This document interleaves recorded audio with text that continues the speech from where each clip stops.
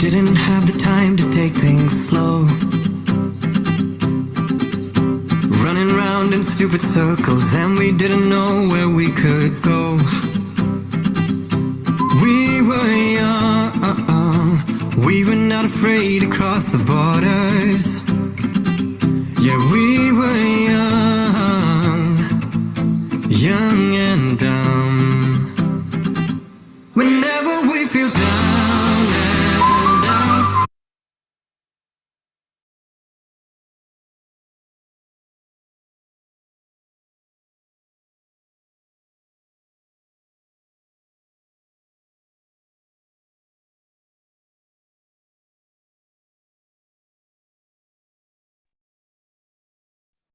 Good evening, everyone. Thank you so much for joining us. We have a tremendous number of people joining tonight. My name's Colleen Galvin. I'm on the North American Small Business team here at MasterCard, and really excited to be sharing some great information with a very knowledgeable speaker, Jackie Jones from 1 Degree Marketing. At MasterCard, we really understand that small businesses are the backbone of the economy, and we believe that we're uniquely positioned to help those same businesses navigate the pace of change with tools that will empower you all to thrive online. One of the reasons we created the Digital Doors program was to help small business owners to pivot their business models, get online, accept digital payments. And we know many of you have done phenomenally coming out of the pandemic. But we also know that while 70% of small businesses have enhanced their digital presence, there's still probably 20% that don't have a website. And the biggest need we're hearing about is digital marketing. So our research shows that 76% of small businesses are struggling with their digital marketing strategies. That's one of the reasons why we're offering this session tonight. And it's also one of the reasons why within our new Digital Doors refreshed website, which we'll put in the chat, we created a new marketing hub with some great partners and content.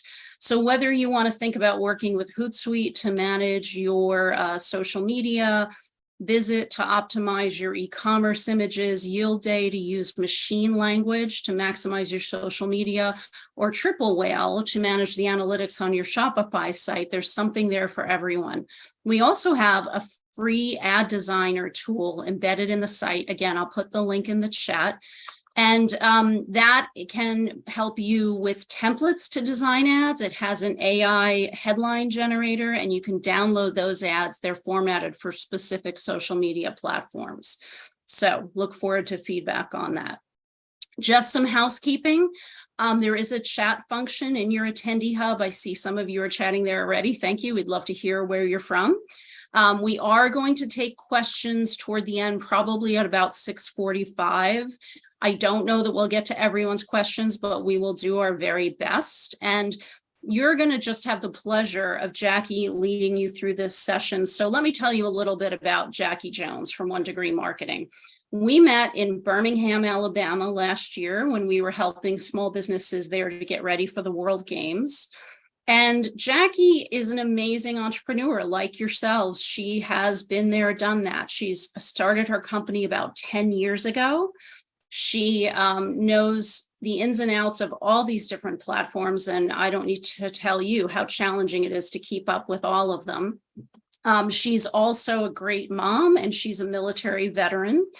And I think you're really going to get a lot out of tonight's session. So please, if you want to answer questions, I would say wait till we're close to the end, but we will try and monitor those on an ongoing basis, and we'll queue them up for Jackie toward the end. So without further ado, I'm very pleased to hand over the mic to Jackie Jones. Hello, everyone. Thank you, Colleen, so much for that warm introduction. And thank you so much to all of you for being here. Now, she gave you some general housekeeping rules, which I'm grateful for. I'm going to give you my own set, which is I will be looking all over the place. I have 3 screens in front of me. Multitasking is definitely a myth, but I'm going to do it anyway. I am so excited that you're here. I'm looking at the chat down here. So if you see me look down, that's why, because I'm watching you. So what I need you to do is tell me in the chat where you are from so we can get a good idea of how much of these United States we are covering today. So let me know where you're from. And I'm not going to talk about myself. Before I get into this, I just want to thank the entire MasterCard team. You all have no idea how wonderful they are. Oh my goodness, Dayton, Ohio, San Diego, California, Omaha, we got Kansas in here, and Tennessee and New York, Southfield, Michigan. My goodness. Okay, listen, I just want you all to remember my face if I ever need to, a list of places to hit when I come visit. Thank you all for being here. Birmingham, I want to see you show up. Please represent me well in the chat, all right? All right, so thank you to the MasterCard team. You all have no idea how wonderful they really, really are. I get to sit on both sides of the table. I'm here with you in front of you today, but I am also a small business owner, and I have seen them do the work in many spaces, and they are such a kind and just dedicated group of people and teams that they have. I wish I knew their hiring practices. They are amazing at MasterCard, so thank you all for having me. One other thing I want to tell you before we get started, two things. One, on the other side of this glass wall is a food court, and there is a bar down there. It is happy hour around here. So if it gets rowdy, I promise that is not my team having just a party without me. So just want to let you know that. And also, I'm going to go pretty quickly because I only have 45 minutes or so to give you my entire marketing degree. So please prepare yourselves for a very, very quick time, but I am watching you in the chat. So, hey, Tanisha, I see you, Birmingham. I see some New Orleans people. I love it. All right, do me this favor. In the chat, you're going to get a lot of this. Tell me that you can see my screen. So give me a yes, a thumbs up, whatever makes you happy. Let me know that you can see it. Yes, yeah, thank you. I need this energy. It's like talking to myself. All right, so before we get started, I want you to know, and again, I'm not going to talk more about myself, just assume I'm qualified, okay? So my goal for this particular session is to offer you a big picture view of social media for your business. Now, I recognize that when this is titled social media marketing, you're like, oh, great, I'm going to learn how to do a very specific thing. And unfortunately, I can't give you too many specifics because there is no way that I can cover every single aspect. As Colleen stated, it changes what feels like every single day. Please know that it's frustrating as a person who offers social media marketing. It is a lot, but that is not what we're going to worry about. We want to be rooted in best practices. Hi, Connie. I see you there in the chat. We're rooted in best practices. And that is because as the algorithms and the platforms and all of the options you have for social media change, these things will keep you able to adjust in all the spaces. And that is my goal as a marketer, is to make sure that you are never so tied to a particular platform or the way that it moves that you cannot pivot. And I know you're tired of that word because COVID has taught us nothing. It has taught us the word pivot, and we are definitely over it. All right. So let's jump in. We're going to begin with you. You are amazing. I want you to know that you are wonderful, and I am so grateful that you're here. I also want to warn you that this section is the only time that we're going to focus on you. So sorry, but also not sorry, because we did not create businesses and organizations to serve ourselves. Now, maybe to pay ourselves, but not necessarily to serve ourselves, right? We don't buy our own products. We don't buy our own services. We are expecting other people to do that. So while we're going to start with a conversation about ourselves, this will be the only time that comes up, but it is extremely important. We cannot determine how we want to match up with an audience and how we want to show up in spaces if we don't know who we are. So prepare yourselves for the boring marketing branding 101, and let's get this started. So first of all, we'll start here. Who you are is the North Star of everything you publish, say, or do. And this is extremely important in a social space. It's important in all marketing spaces, but we always hear the phrase on brand, right? Are you on brand? Is that on brand for us? That's important because who you are, who you say you are, who you've told your audience you are, it is your responsibility to show up in that space regularly. That can be difficult if you don't have a handle on who you are and what you claim you want to be in this world. Also, great social media is built on solid marketing foundation. I cannot press that home enough. We need solid marketing things. It's all the things that you think are boring. I get excited about it. I'm going to be honest with you. I'm kind of a nerd about it, but it makes it easy and it makes it fun. So let's do all this boring stuff. Now, I know that if you have been in business for all of 5 minutes even, you have had people ask you what your mission statement is, your vision and all of that. And if you're also like me, you have asked yourself, now, why will I ever need this, right? Raise your hand in the chat if you're like, I don't know why I'm trying to define this. This is kind of ridiculous. If you felt that way, this is a safe space. Let me know in the chat and I will Wi-Fi you, all right? So we do want to understand though, and this is why it's important, we want to understand what our mission is, what we say we've come to do, what problem we say we've come to solve, who we're going to solve it for. All of those things that a great mission statement or vision statement are made of are really, really explaining, thank you, Alicia, for your honesty, really, really explaining to ourselves, both internally for our teams to understand. I see the hands going up. I love it. We want to understand what it is we say we're going to do. And before we can go into these social media spaces and try to show up as a particular brand or persona, before we can do that, we have got to understand all the dynamics of our personality. Think of your brand, your organization as a person. Who are we claiming to be, right? Are we saying we're trustworthy? What problem are we solving and how are we going to solve it? Who is it for? All of that happens in the boring process of a mission statement, but that's why it's important. It is your North Star. Then also, we want to understand our tone and voice. And this is one of my favorite parts. What is your brand's personality, right? Is your brand going to be funny? Is it going to be witty? Are you going to be super, super serious, relaxed? Are you going to curse in your captions and things of that nature? Is that the way that you want to connect with your audience, which is very possible?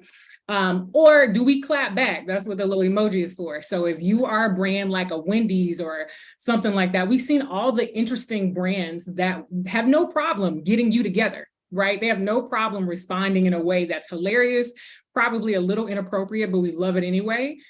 Is that your tone and voice? Or do you prefer that you are very buttoned up and that you are overly professional and that you show up in a space that is always clean cut? What is your tone and voice? We want to define that because as we move into the things that are in the social spaces, we want to decide and not get tripped up over how do we want this caption to come across? How do we want this video to come across? Understanding that up front is very, very important. All right. Next, we want to talk about what we believe. Now, we are out of the time in social media land where we get to just fake it. People do actually care about our beliefs, right? They do care about what we believe in, what rights we believe in, what world events will trigger something from us, how we show up in conversations. Now, I will pause to make this caveat here and say, you don't have to say any of that out loud. You define that, right? If things happen in the world and you're like, we know what we believe, but we are not going to say those things in social media spaces, that is up to you, right? Your decision to make. Just make sure whatever decision you make, you stick with it. Because when you change it and you begin to open up about it, then you have to open up about it, right? So what do we believe? What are our core values? And these are going to be some of the things that we connect with our audience on. So while you are not asking them to buy a thing, to commit to a thing from you, what are the other things that we can connect on? Some of those may be what we believe. What is important? Do you care if it's organic? Do you care about recycling? Do you care about the planet? Do you care about spirituality? Are there other things that are embedded in who you are as a company or as an organization that will come across to your audience that's really, really important to them? That is what we're looking for, right?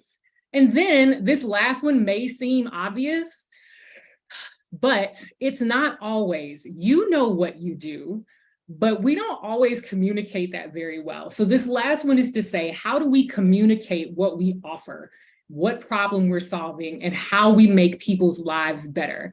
We always say in marketing, you're giving someone more or less of something. So you're either giving them more time, more energy. Let's say if it's an energy drink of some kind, you're giving them more support, or you're giving them less stress and headaches, less tasks on their to-do list. You are giving them something. more or less of something. But how do you want to communicate that? And we just want to be really clear up front that we know how we communicate what we offer.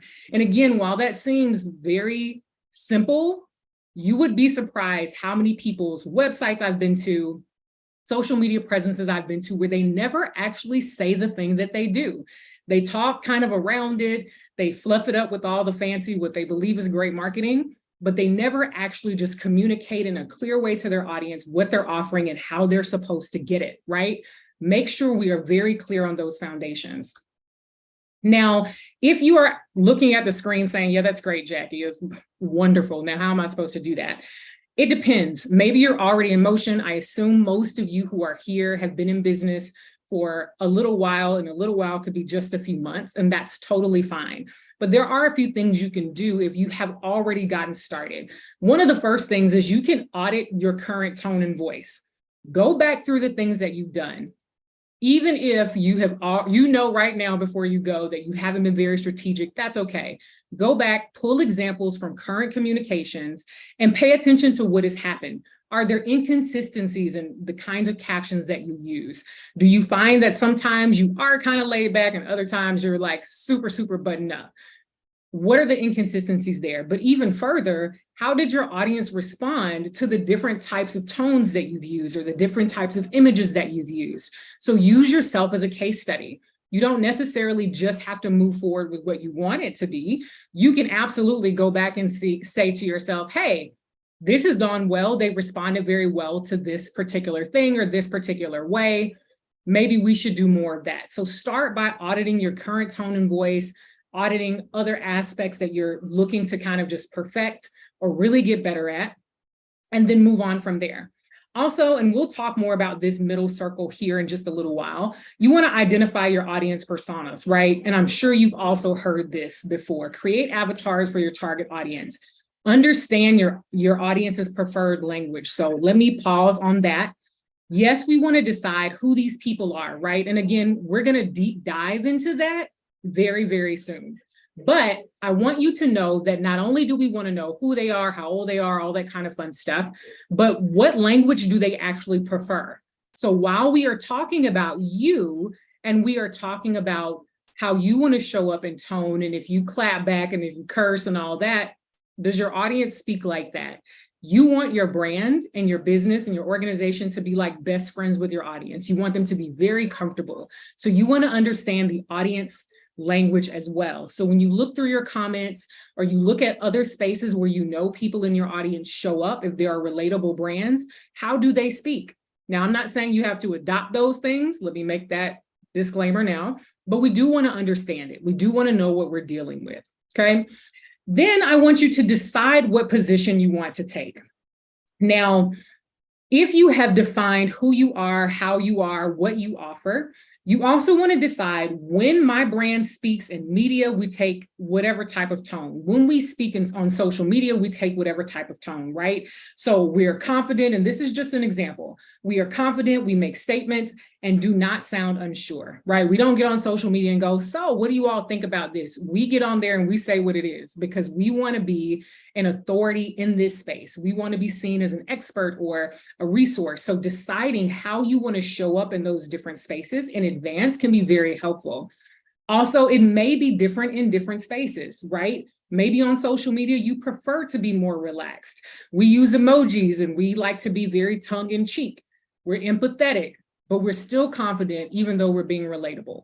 You can define that tone as clearly as you would like so that there is no question for you or anyone who is managing your social media to know how you want your brand to show up. Let me know right now in the comments if all of that makes sense to you. Just give me an emoji. Let's see how many of you know how to work the emojis on your computers. I don't know if you're watching on the phone. Let me know if that makes sense to you, okay? And while I wait for the chat to blow up, now let's talk about them. Yes. Oh, I love the little happy with the hearts. I appreciate that. I like you do know how to use your computers. That's wonderful. Wonderful. All right. Perfect sense. Thanks, Brianna. I appreciate that. All right. We've talked about you again. You're great. Love you. You're awesome. So glad you're here. It's not about you. Just want to break that down for you real quick. Okay, I love it. Start, y'all. I love some chat energy. Thank you. So let's talk about them. We are here to follow their heart and not just ours. So your heart matters, I promise. Love you. We're going to follow their heart. So let's dive into that a bit. Now, we want to know them. And I will tell you right now, marketing is creepy, okay? And I just, hear me out. It's a little creepy, right? We have so much data out here available to us. And I always warn people to stay in the light, right? Stay in the light. Don't go onto the dark side with the data. Don't use your marketing knowledge powers for evil, right? But we do want to know enough to be able to get the things done that we want to get done. So we want to be highly specific about defining our audience, right? We want to build those avatars, really, really understand who it is that we're after. And then every communication, every post, every piece of content that we make should be to that person. Like, we want to be able to say, here is a person, her name is Jackie. She has red hair and she has a child and she lives in Birmingham, Alabama. When I make this piece of content, Jackie is going to die laughing because she thinks this kind of stuff is hilarious when some child trips over a duck, whatever it might be. It's after 5 o'clock, so I'm making stuff up. But we want to know that it's relatable, right? Thank you, Tammy. I'm glad you think that I'm funny. All right, now, when we get ready to know them, and here comes some of that really, really boring marketing stuff, there are demographics and there are psychographics. Let's get the demographics part out of the way, because I feel like you've heard this before. How old are they? Where are they located? What language do they speak? How much money do they make? What is their family makeup? All of those very, very, hardcore, those questions they like to ask you at the beginning of a survey that you're like, ugh, I am a female. I am this age, that kind of stuff. Now, that's important for a lot of reasons. Now, soapbox moment here. Marketing should be introduced very early in the process of deciding things for your business, okay? So yes, social media, which is more front lines, but when you're deciding how much a thing costs, when you're deciding, whether you're going to open a brick and mortar, when you're deciding how people are spending their dollars, understanding whether that's a decision between going and buying something wholesale for the family because they have 5 children, and whether they're going to buy your luxury item is very important to understand. So knowing these demographics helps you understand what kinds of choices your audience is having to make. If you have a top tier, very expensive item, and then your income, average for the people who are coming your way cannot afford it. My best example is Chanel purses. I love Chanel purses. Can I buy a bunch of them? Absolutely not. One, my husband would probably not be my husband. 2, I think they're very pretty, but they're definitely not, I go to Target, right? When I want to just get a regular bag, but I do like to look at it. So I'm in their audience, but I may not be their target audience. The people who treat that as a splurge and not necessarily a lifestyle, that may not be their target audience. So understanding that really helps you know what you're dealing with. So that's the demographic side. But then let's move to the psychographic side. Aside from that, and this will remind you of a conversation we had about you, what do they care about?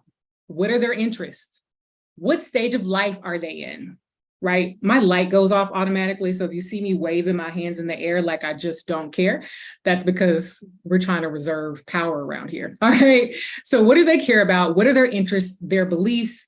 Where are they in life, right? And this is enough. Thank you, Target. Yes, I love people who love Target. I got distracted, I'm sorry. It's important that you know where they are in their journey of life, because again, if I am having to consider buying a home, which means I'm considering a mortgage, which means I'm paying attention to my credit, and I'm very careful in how I move my money around, that may matter to the type of business that you have. So aside from knowing that I can afford it, am I in the place of life where that matters to me, right? If you have very hyper-specific things going on in your business, let's say you are in a wedding industry, are these people at the age where they're thinking about getting married? And maybe they aren't, one, hopefully they only get married once. If they're like me, it might be twice. But where are they in that stage of life? Does that matter to them at this point? We want to know that about them. So we have to be just a little creepy and really dig into who these people are and what it is that they want. Now, again, please stay in the light with this information, but we want to be as specific as possible. And if you have people who you've worked with in the past, and you know that they are the perfect person for your service or your product, use them as your avatar and develop out. Now, Colleen mentioned something, the marketing hub that is within MasterCard's digital doors.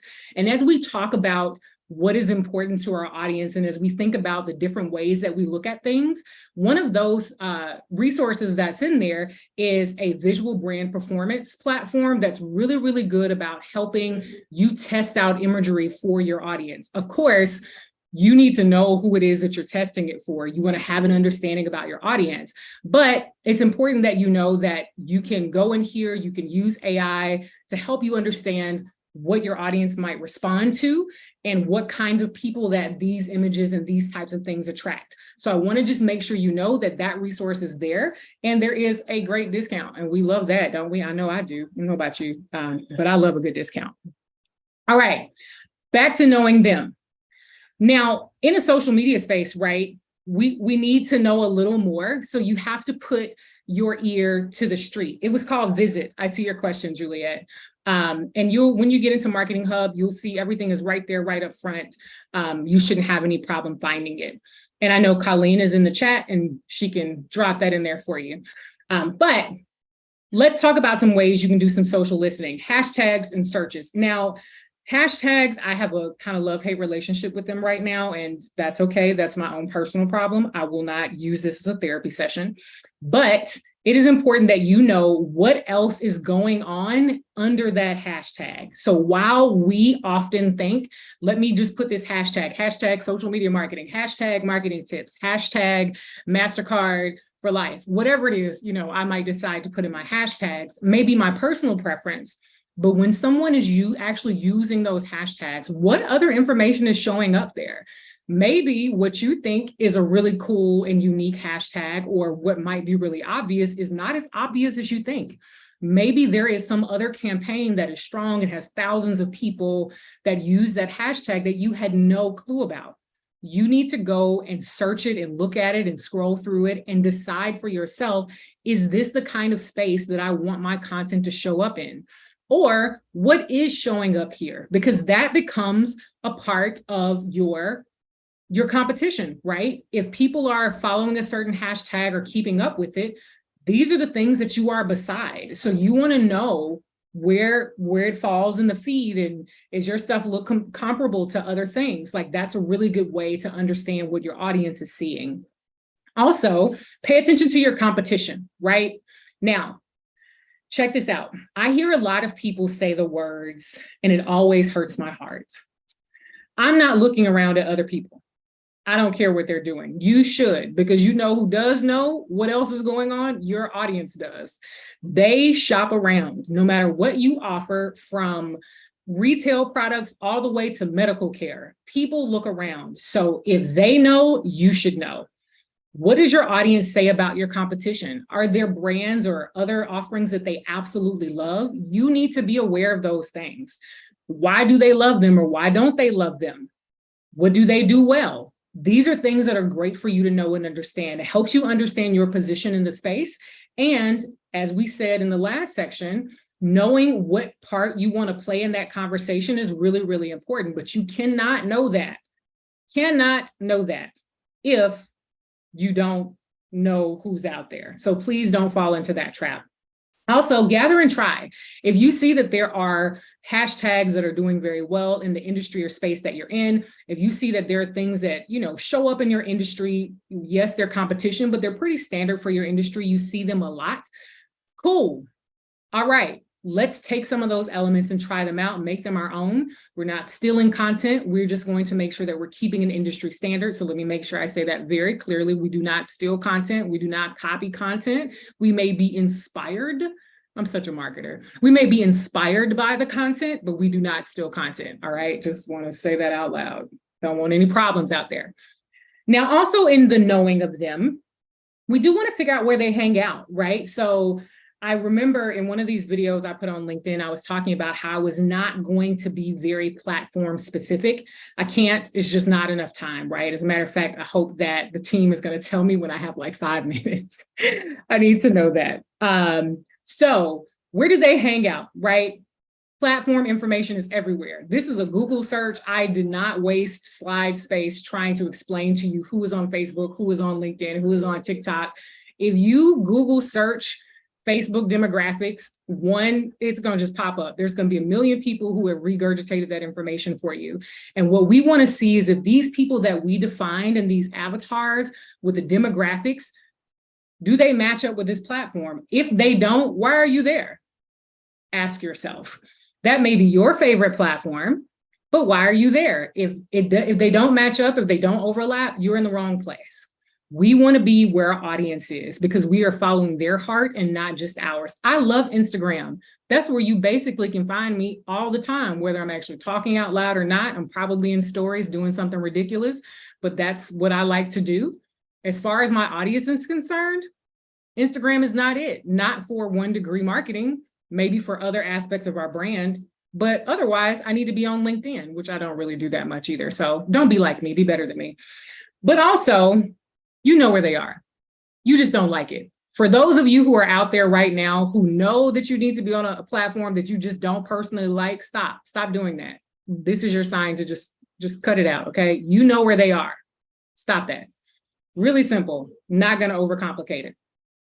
Also, the other thing that we want to know about these platforms is not only where are they, but what kind of content do they want in those spaces, right? What do they want the interaction with your brand to be? That's a really, really powerful question. So great, we know who they are, we know who we're talking to, we know that they like to be on LinkedIn. Perfect, we're going to be on LinkedIn. But what do they care about when they're there? Are you giving them something of value? Are you giving them more or less of something, even in a social media space? Like, yes, there's the offering itself, but how are you making their life better even in this space? Yes, our offering, yes, we want to ask for money. That's wonderful. But what do they want from you? Do they want to talk? Do they want to high five and say, yes? You know, y'all know how people do. Do they want relatable content? Do they want information? Do they want tutorials? What do you find gets the most engagement from people in your industry? And that's what we want to start pumping out. So one, where are they? Where do they like to hang out? Why aren't you there? If you are there, what kind of conversations are we having? How are we showing up? What kind of content do they like? Let's make more of that. Does that make sense? Hope so. So I'm going to wait for you in the chat to tell me that it makes sense. And I'm going to review what we know so far. We know who we are. We can clearly communicate our value, what we offer, what problem we solve, what we believe, our language and our audience's language are. Yes, come on, exclamation points. Y'all feel the energy? You feel that? Feels so good. All right. We also know who we are, right? Oh, that says the same thing twice. Don't you hate when you don't see a problem on a slide until it's happening? So awkward. So we know who they are and who we are. We know their pain points. We know what language they prefer, where they like to hang out on social media, what kind of content they like. We know about their lives outside of social. We know, that they have kids. We know that they hide in the bathroom from their kids because that seems like the only place where they can get quiet. And so we need to be on Instagram because that's what they do before all the kids wake up. Like all those little weird, quirky things, they matter. So this is what these last 2 sections have been about. They are the most powerful things that you have to work with. Trust me when I say it. And Olivia is hiding in the bathroom right now. Oh, I feel you, Olivia. I feel you. All right. Wake up, okay? If you are falling asleep out there, I apologize that MasterCard has set you up for this boredom, but please wake up and stay with me, okay? I'm not gonna say it out loud. Follow the instructions on the screen if you are still awake. Gonna take a deep breath. It's a lot of words, guys, a lot of words. All right, okay. I like very, very, very good emojis. I love it. All right. Let's take it to social media, okay? Well, before we get there, and yes, I have to actually build in these reminders for myself. Before we actually get into social media, let me make this disclaimer because it's really, really important when I'm talking to small business owners, especially entrepreneurs who are trying to do as much as they can with what they have. And usually that's time, and we just don't have a lot of that. You can do all of these things that I am talking about right now while you are continuing to do the things you're doing. So while you're hearing me say all this great stuff about how you need to develop out your avatar better and do all this stuff, You don't have to stop what you're doing. Go ahead and keep that. Just stay consistent with what you have. Carve out a little bit of time to start to deep dive. You can do both things at the same time. I am not advising you to today when we hang up from this and you're like, man, that girl's talking 50 miles an hour, good grief. And then you stop everything you had scheduled that you're doing. And then you decide, cool, I'm going to do this new thing. That's not what we're doing. You can do all of this stuff while continuing to stay in motion with what you have. That work, honor it. It's still fine. We'll just make adjustments as we go. So I want to make sure you know that there's liberty in that. It does not have to be perfect as soon as we get done. Okay. All right. Let's actually take it to social media this time. I promise, for real this time. Okay. Just stick with me. All right, so let's talk goal setting and metrics. Not necessarily everyone's favorite thing, but I want you to know that it should be. We want to begin with the end in mind. So when you're setting goals for social media, it helps you really understand the worth and value of the space. And nobody knows how hard you have to prove the worth of social media like I do. Convincing people that they should invest in their social media presences is the story of my business life. So I know it can be difficult if you have a team or if you have leadership that you have to talk to about it, or if you're just trying to decide where your dollars go. I get it, but we want to begin with the end in mind. So first things first, what is your definition of success? That answer is not a social media answer first. It is a business, brand, or organization answer. I've said before, and I will always say, social media is not a standalone activity. It should not just be a thing you do that is like, hey, I'm just going to post today, or yeah, we just want to show up in this way. It should be directly tied to your brand, business, organization goals. So your definition of success should be a reflection of what is happening in your business. I cannot stress that enough. If you don't hear anything else I say today, please hear that social media is not a standalone activity. It should be rooted in what your business is doing, all right? Also, you want to understand what social media metrics reflect progress for those goals, right? We want to match up the business goals and whatever those metrics are internally for your business. We want to match those to social media goals, right? We want to figure out what metrics reflect and support what's happening in your business. It is not the other way around. They are not disconnected, okay? I love you. So real bad. I love you. Okay. Now, your question may be, how am I supposed to know that? Like, I don't know. I don't know how I'm supposed to know that, right? I don't have a clue. Well, here is an example. Okay. All right. Maybe your goal is brand awareness. Okay. We're going to start with kind of a especially if you're a service provider, this is probably going to be one of your favorite slides. Maybe you need to cast a wider net because you want to be front of mind when it is time for people to make this decision. So maybe in your business, and I'll use myself as an example since I'm a service provider, maybe my goal is to have larger clients who have larger marketing budgets. That is my goal. And the way that I'm going to know that is by what types of discovery meetings I'm able to schedule, the quality, what kind of revenue that they have. These are going to be my internal goals. But as it pertains to social media, I do need to still cast a really wide net for a lot of reasons. One, I don't know who knows who out there. I don't know who works for who. I just know that I want them to appreciate and understand my brand so that when it's time to make that decision, they're like, oh, yeah, that it's like a number and like a temperature, 1 degree. I need that, right? I need that brand awareness. So I need to show up. So followers maybe matters to me because that tells me I'm casting a wide net. Organic followers, not the kind that you get with the bots, okay? Impressions, how many times a post has been seen. Now, there are definitions to all of these metrics out there in the World Wide Web, right? So Googling it and saying, give me a list of all the metrics for social media for a particular platform that you're on, super easy to do. It is a Google search. But remembering that impressions include repeats and unique views. So this is not only telling me, and this is why this matters, it not only tells me that it's been viewed this many times, but it's very possible that 10 people are coming back and looking at it over and over and over again. Maybe that's because my content is very educational and they love that kind of content. Maybe that's the case. If I care to know that they are unique, then maybe post reach matters to me.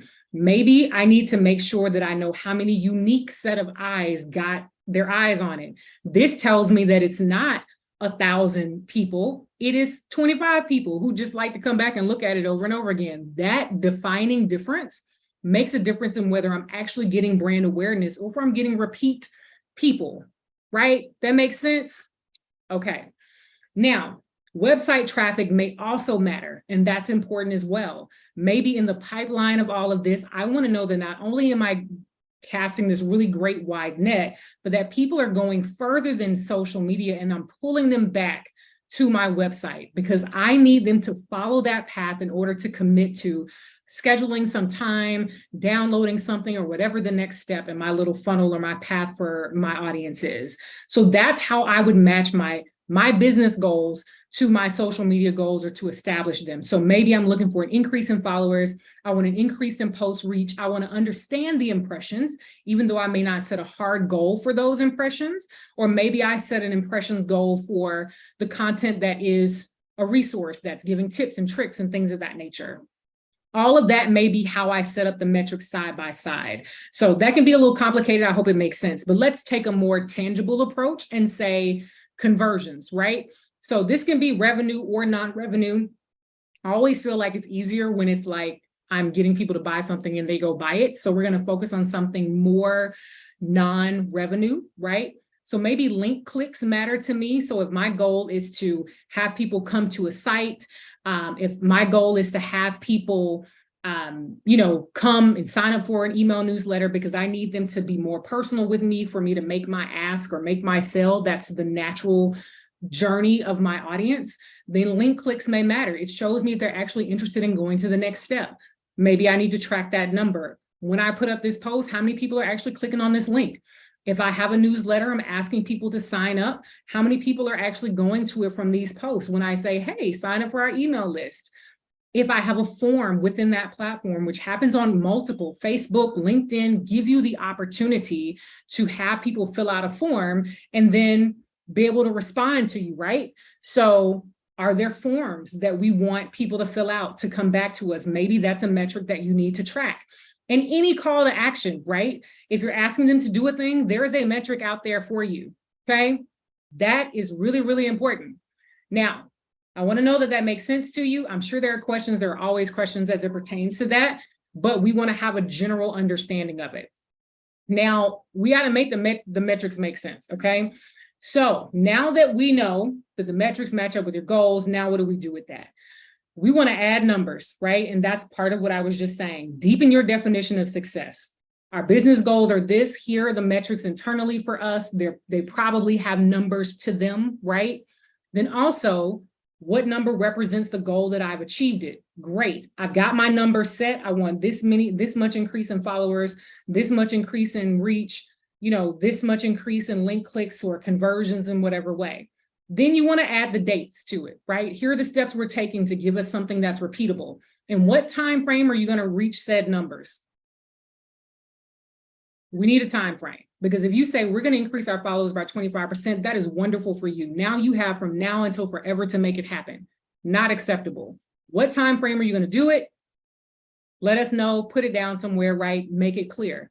But then we want to also say, at what point are we going to check on this?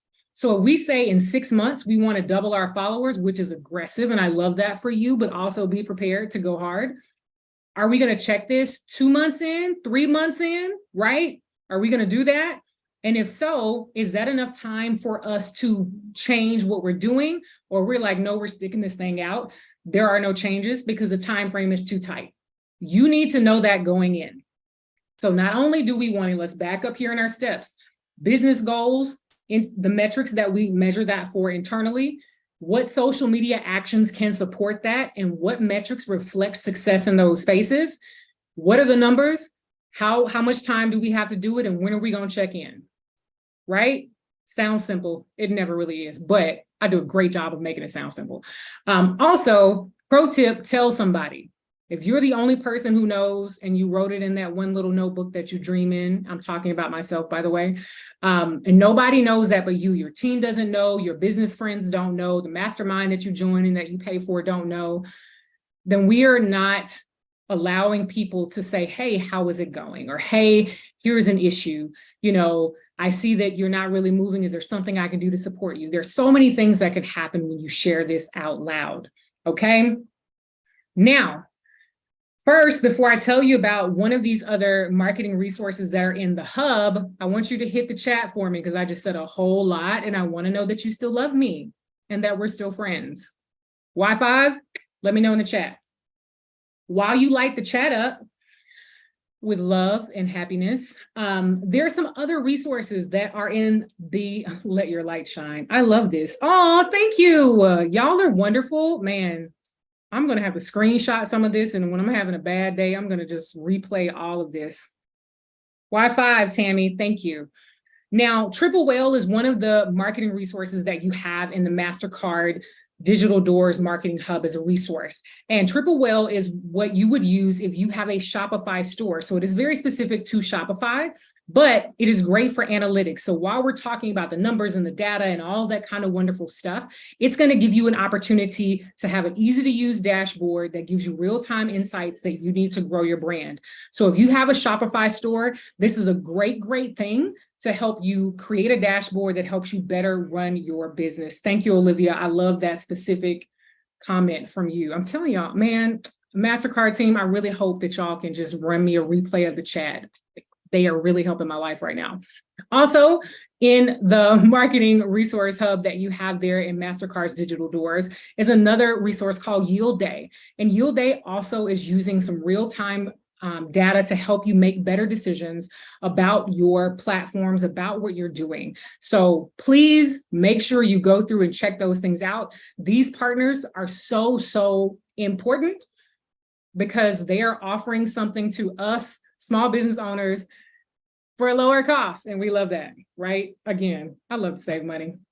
That's why I shop at Target and not Chanel. All right. So here's where we are. This is what we know.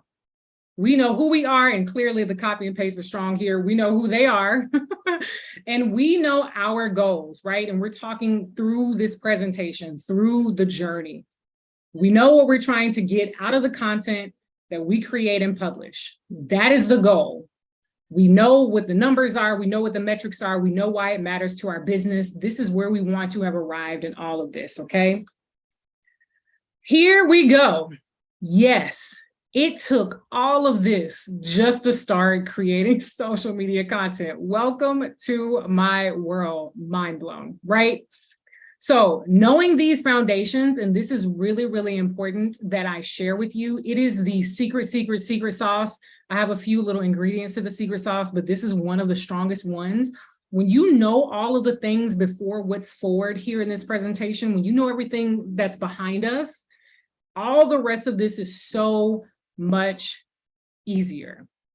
You have no idea how much easier it is to create content quickly when you know who you're talking to, what they care about, how they like to speak about it. You know what their pain points are. You know how to frame that in a way that makes sense to them. All you have to do now is get into your favorite thing to create graphics, get out here with a camera or iPhone or whatever it is that you're using and create content that relates to that avatar that you define so well. That is made exponentially easier if you have done the work before.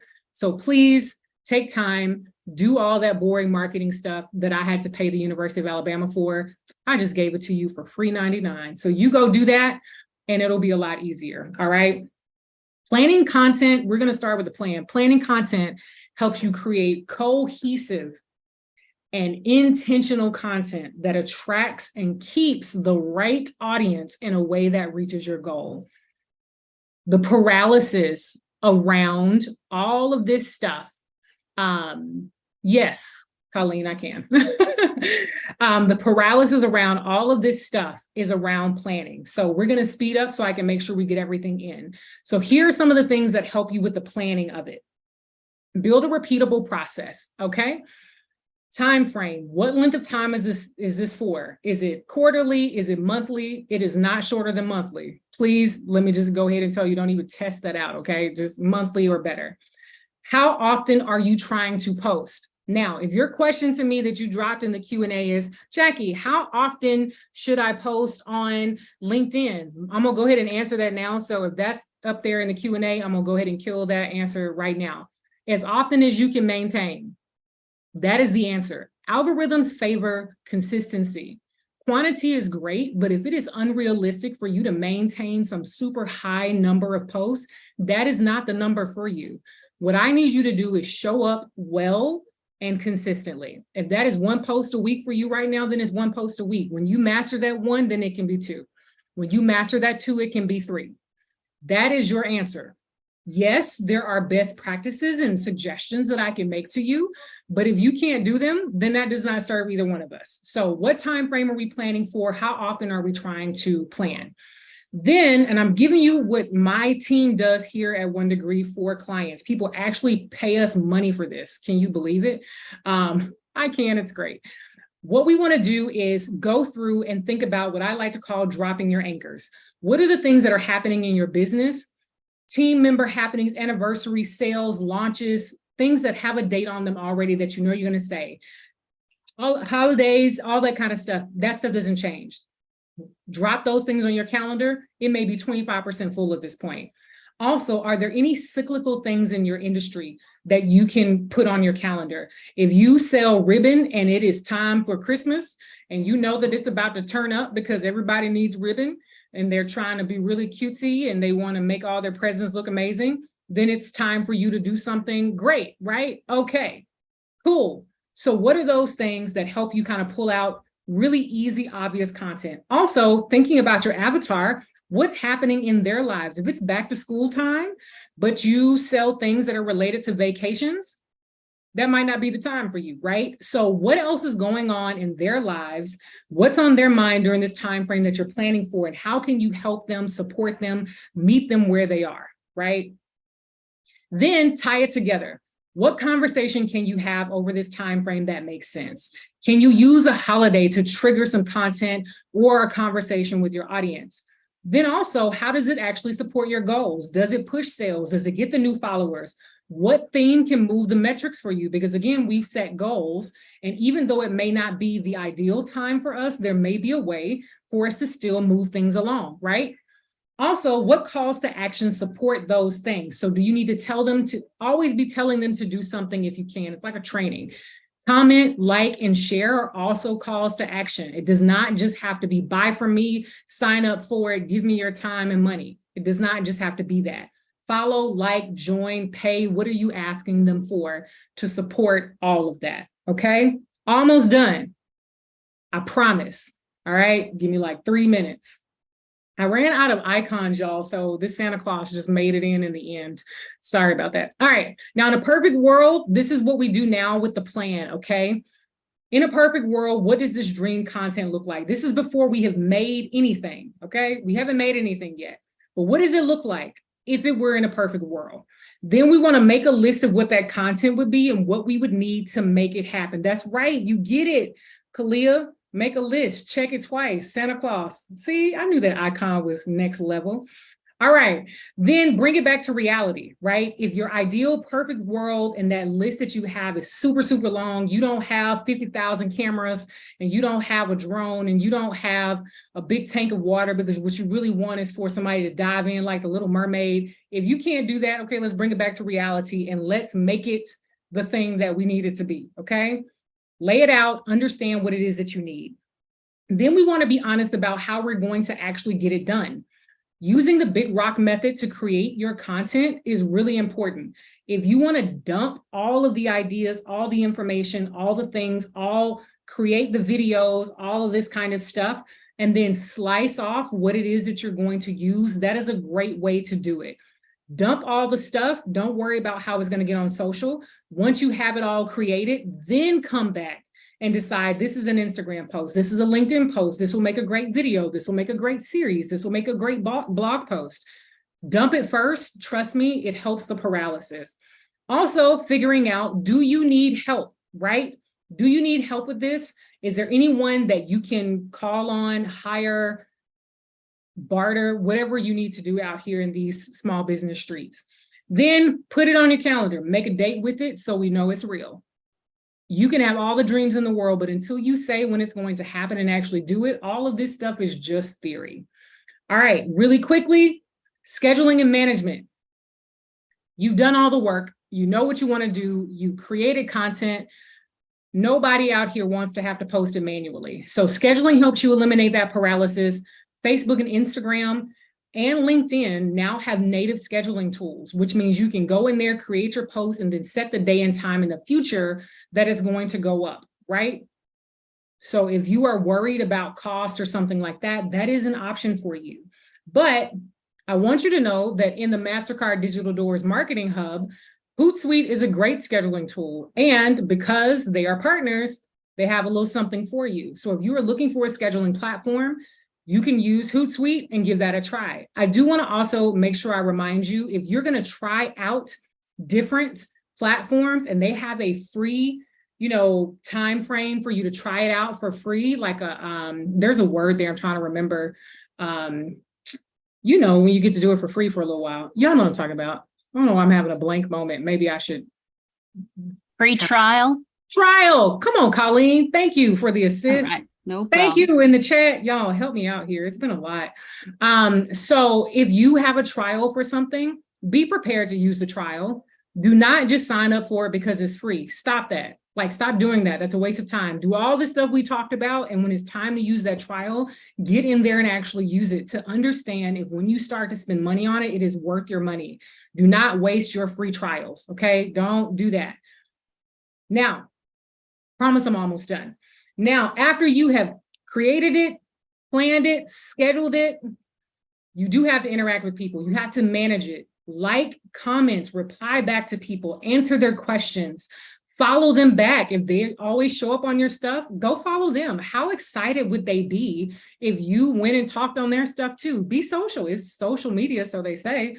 Make them feel special. They are the hero of your story. Also, organic invitations for growth are still a thing. Don't be so proud to beg. Get on there and ask people to go join, follow, and all of that kind of stuff. Join me over here. Hey, I'm doing this thing, because what we all know is on these social media channels, people like the people more than they like the brands. So if you need to use your own lightning power to light that thing up, light it up. We need you to do that. Get involved. Okay. I am done. I got as much as I could in there for you. And so now that I have fallen out in this webinar situation, I am going to I think we're going to move to questions. Correct. Okay. So I'm going to stop my share so that you can see my face. Hey. Jackie, thank you so much for keeping the energy up, and thank you all for being so engaging. It's hard when it's such a big group, but I think we did it, and we do have some fabulous questions. So just quickly, folks were asking about getting the slides. We are going to be sending out an email tomorrow to everyone who registered with Jackie's slides and the recording. That's right. I also put the Marketing Hub link again when you guys are in the Q&A part of the Attendee Hub. There's a section for answered questions. So I have to give a shout out to Olivia because she had the first couple of questions in there early. Okay. Her first question was, how do we convert followers to email subscribers and then ultimately to sales? And there's some similar questions in there from others. How do you convert strangers into followers? So I know, right? It's like, you don't even know me. How am I supposed to convince you to give me your time, attention, email address, and money? It's so much. Such a commitment. And that's a great question. And a part of that in kind of what we talked about today is about really understanding what journey it is you want your customers to take. So I do want you to, in very kind of back in the day, pen and paper, really draw out what the journey of your audience could be. So we're thinking very sales funnel here, right? We have this wide top. We have all the spaces that they become aware of us. whatever social media platforms you're using, in other digital marketing platforms, right? If you do pop-ups or events, if you go to networking things and hand out business cards or flyers, whatever that wide top is, right? Great. And then we want to just slowly decide what bridges we have to create to help them get closer and closer. Now, for emails or conversions in general, the question is, are you leading them that way? So one, just ask and give them something of value. If you're using an email list and you get on, I'll give you an example, right? If I get on Instagram right now and did a video and said, hey, I'm going to give you my top 3 ways to plan your content, and I give them some very, very short tips, and I say, I'm actually going to go into great detail about this in our next email. So if you are not on our email list, it does not go out until Friday. Click the link in our bio. I'm just assuming that's what I would say because it's social media. And make sure you are there when I really give all the goods in this email, but I'm only giving it to the email list. So when we think about social media spaces, we think about digital marketing spaces. If you're doing all the same things in all those spaces, there's really no reason for me to be in all of them. So you've got to create some type of fear of missing out, FOMO. We've got to create some type of exclusive happening that makes people know that there is a value in you giving me this information and this access to you. So making sure your content reflects that bridge that is being built to something different, something that you know they care about because you know and you understand them. That's what you're looking for those conversions. I hope that answers your question, Olivia. Let me know in the chat if it does. What else we have, Colleen? So Shauna had a really interesting question, which is, what if the demographic and digital following that we see online is different than the people who actually come into our store? That's good. We got a little bit of a mismatch situation going on. Well, a few questions could be there actually. Is your audience who you think it is? So, and I say that to say what your intended message and your intended way of showing up for an audience is and what the actual perception are may not be the same thing, right? And that's something to pay attention to. So if your space, if the things that you offer, the things that you sell in your brick and mortar, in your physical space, the way the imagery, the color choices are, let's just say, brighter and younger and more youthful or something of that nature. I don't know how you have a young color, but just go with me here. If they represent something that really attracts a younger crowd, but when you're on social media, you use heavier colors or the photos don't really reflect that same kind of energy, then you may find that that's why that's the case. But also, you may just want to ask a few people and make sure what you think you're putting out there in the world is really landing in that way. You may have all the intent in the world and it's not landing that way. So I would, if I were involved, I would start with asking, surveying people, what kind of content do you like? What do you like about our content? And then the people who are coming in, what attracts you in here, and see if you can tell where the things are off. And maybe if you aren't showing up in the space quite right. That may be a thing, and maybe the content needs to be tweaked, but also maybe your message needs to be tweaked. So that's really hard to put in a social media frame only, but I do hope it answers your question. Thanks, Jackie. Brianna asks if you have any data website that we can use to find out whether we have enough prospective customers, clients that are available to pursue. I think you gave a couple of tips for Google search on this earlier. Yeah, so Google is one of the greatest, just is so much data there, and most of it is free to us, most of it. So there are some tools within Google, and because I don't have all these things right in front of me, I don't want to start throwing out the names of them, but there are ways for you to kind of search industries, search, look and see how many people are searching for particular types of things. Keywords will really help you with that, to see if they're looking for the things that you're looking for. So when you think about Google keyword searches, and I feel like if I type really quickly, maybe I can. So Google Keyword Planner might help you understand if those keywords are coming up regularly, if people are searching for them, and it will tell you how many people are searching for them to help you understand what kind of motion and movement that you're getting. Otherwise, we would want to use our demographics, right? So if you know that there are certain people that need certain things, need to meet certain requirements in order to buy from you, how much money they make, where they're located if you're brick and mortar, or if they travel, if you care about travel traffic, that kind of thing. So understanding that, and then looking at census data, looking at whether you actually have enough people in your area to support what it is you're doing, whether the income level will carry that, like all of that kind of data is how we match that up. I hope that answers your question. Thanks. So a similar question from Autumn. She's asking for a suggested approach to make sure your messages are getting in front of the target market. And she gives examples like hashtags, Facebook lookalike audiences, et cetera. Yeah, when we think about like lookalike audiences, we're kind of in an ad space typically. So if we're talking paid social, paid digital, then yes, lookalike audiences are great. Because that's not our conversation today, I'm going to take a sharp left and not run down that rabbit hole too hard. Yeah. But making sure that it gets in front of the right places organically or the right people organically is about all of these things that we talked about today, which is making sure that you understand. And it sounds strange and maybe very self-serving to say, just do what I said. So I hope it doesn't come across that way, but it is important to know, hey, am I in the right place based on what I know about the people that I'm trying to reach? When I'm there, am I giving them the kind of content that they care about, right?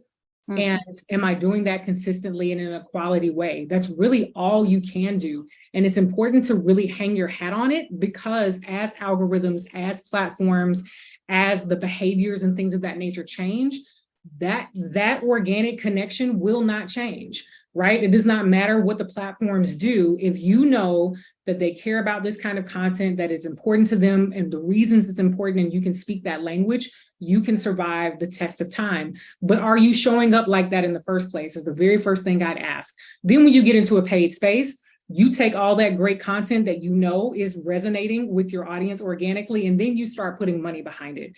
And then you start taking what you know about your audience to be true in an organic space, and then starting to do the lookalike audiences and all that kind of stuff. So we want to still work in the organic understanding space, using the data, the information that we know, the things that we're after, and then move into the paid spaces.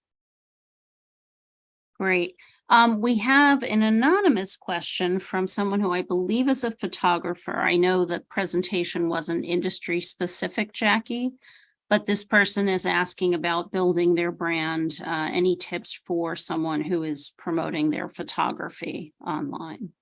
Yeah, so I will zoom that out a bit just to see if we can hit a couple people. So anyone who is in a creative space, photography, videography, those types of services in general, content creation in general, there are a few ways. And so I would say if you are, the hard part, I think, or the challenge that you may have is that when people hire you to create content for them or to take photos, those are theirs, and you don't always necessarily want to lead with their stuff. So I think that building into your process, especially when you're service oriented, hey, I want to be able to use this as a portfolio item. One, is that okay with you? And I'm going to choose mine from the ones you did not choose, right? Because one pet peeve that I think is important to be careful of is that you don't have people feeling a way that you're sharing their content in your space and it's theirs to use how they want, right? They want to get all the hits and all the attention from it. So you got to be careful of that.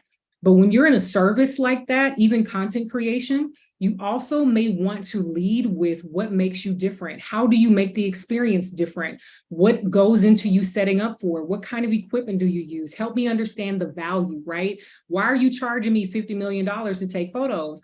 I'm charging you that because I'm going to get up here, I'm going to climb this tree, I'm going to drop the leaves from the top, and then I'm going to run down to the bottom and take the photo before the leaves fall in front of your face. That's how good I am. Pay me my $50,000, right? So help me understand that in your content. Take me through the journey with you. Give me the experience. Give me those testimonials that said that, oh my goodness, I cannot believe that they really came and just turned this one tree into fall so that I can have brown leaves, even though it was spring. Like whatever it was, we want those testimonials. So really dig into those things. That would be really helpful to make people know how different the experience is. And that's about knowing what's important to your customer. You know them, you know what kind of photography you do. What do they care about when they're in that place in life, right? Just want to make sure we bring that back to understanding your audience and what they care about. Great, thank you. I think we have time for one, maybe two more tops, but okay. Olivia also asked, what's your advice for someone who is thinking about just starting out with social ads? I'm going to resist the urge to Kind say of broad, right? I'm going to resist the urge Yeah. to say don't do it. Social ads is such a slippery slope. If I look stressed, it's because I am. I will say this, every platform is a little different when it comes to social ads. And I will say, like in a Facebook/Instagram space, boosting posts is where I encourage people to start. And that's because it still requires that you take an organic approach. But when you see it's in motion, then it's like pushing a snowball down a hill. Instead of you going in and trying to craft some perfectly created ad that is not going to feel like an ad in front of people, and it's just you and you're trying to figure that out, that can be very difficult. It's difficult for the team that I have. And we actually claim we do this for a living, right? And so doing that alone can be really hard. But if you have content that is naturally doing well, and you see that it is in motion, put some dollars behind it and get it in bigger motion, right? You've already kind of proven that the content resonates, and that's a good way to just get started. Now, when it comes to ad spaces, all these platforms can be very, very difficult to navigate, especially Meta. We'll be very honest with you. I swear it's like they move stuff every day. Where it is, how it shows up, what it's going to look like, all that stuff can be a lot to deal with. So I would encourage you to seek some support and get someone who does that for a living. Even if you don't pay them to do it for you, pay them to consult with you about what it is you're doing, tutorials, learn, and then jump in there and do what you can. I'm also going to add the tip of don't spend a bunch of money up front. $25 goes a long way. Start small. Don't jump in with like, oh, I'm going to run $1,000. Give me 975 of that and then run 25 since you just want to give the money away. And then we'll go from there. But start small, test things out, get comfortable, and then go forward. But try to seek some professional assistance to help you with that. Jackie, last question, and this is a good one. It was asked anonymously. What are your top 3 tips when folks are thinking about hiring a marketing team? What are the key skills or indicators a small business owner should be asking for?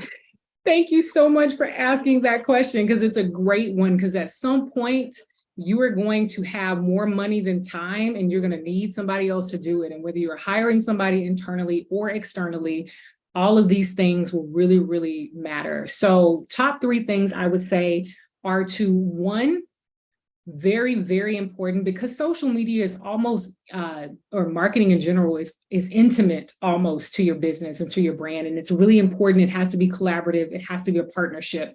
So one of the top things I would say is make sure you like these people, right? As you interview people, as you look at their work, they can have amazing work, but it can be very difficult to work with them, very difficult to communicate. You may have a hard time feeling comfortable and relaxed, and you have to be able to express your desires and your dreams and goals to them, and them be able to make that happen.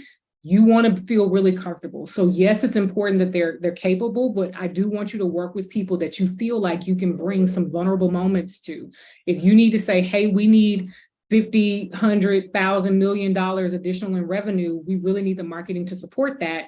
You need to be able to be vulnerable in that space and know that they're going to work with you to get it done. So how they work, the fact that they maybe have some idea of their processes, I would be looking at that, and that you feel comfortable when you have a conversation with them, that they're not trying to run over you. They're not trying to run it for you. They're listening to you and they're trying to be partners. That's number 1. Number 2, do check the work. Hear me when I say everybody out here does marketing.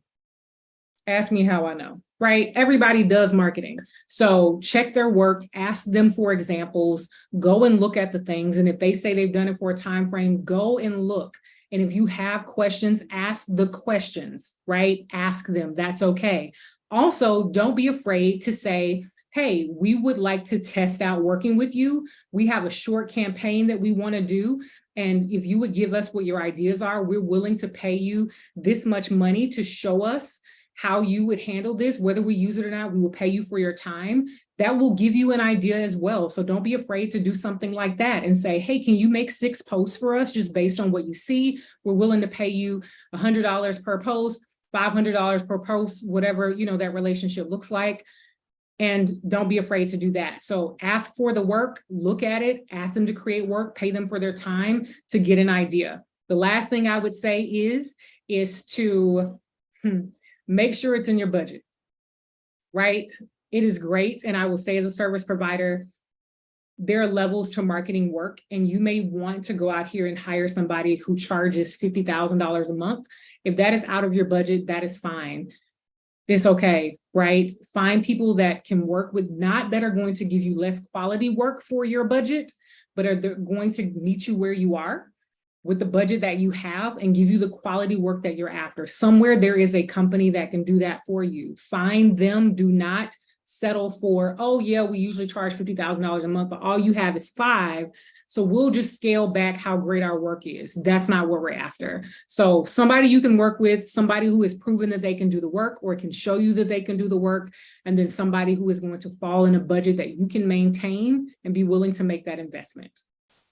Hope that answers your question.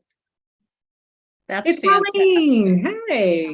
Thanks, Jackie. That was great. Thank you all for sticking with us. We tried to get through all the questions in the allotted time. As I said, we're going to be sending out the recording, the slides tomorrow, also a survey. I know what a drag it is to fill out these feedback surveys, but we really need it. If you want to see more programming like this, if you thought Jackie was as amazing as we think she is, if you want to go deeper on specific topics in digital marketing, please, please, please, we need to hear from you to make the case to get the resources to do this sort of programming. So hope you enjoyed it.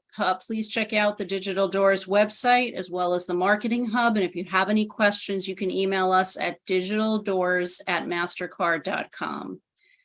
Thank you, Jackie.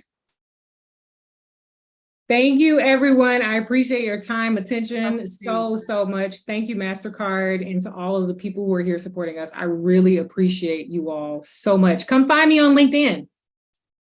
Have a good evening. Goodbye. Bye.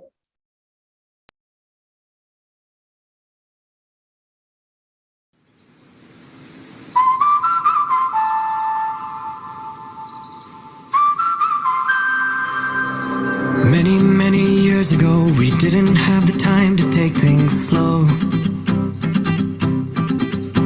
Running round in stupid circles, and we didn't know where we could go.